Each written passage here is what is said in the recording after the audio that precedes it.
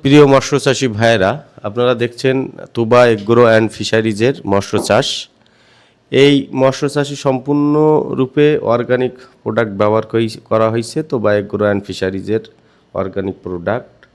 আমরা রাসায়নিককে না বলি, অর্গানিককে হা বলি। অর্গানিক পদ্ধতিতে মাছ চাষ করার সবচেয়ে সুবিধা যে আপনার 50 থেকে 70% খাদ্য সেভ হবে।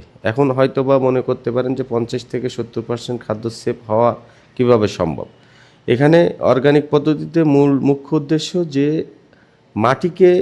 মাটিতে রূপান্তর করা। আমরা দীর্ঘদিন ধরে যে রাসায়নিক ব্যবহার করে মাটির খনিজ পদার্থ নষ্ট করে ফেলাইছি, সেই মাটির খনিজ পদার্থকে আবার পুনরায় রিকভার করা।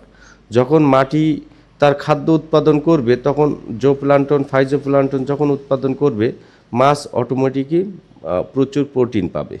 সেক্ষেত্রে মাছের গ্রোথ, হেলথ সব কিছুই ঠিক থাকবে এবং রোগমুক্ত মাছ আমরা খেতে পারবো।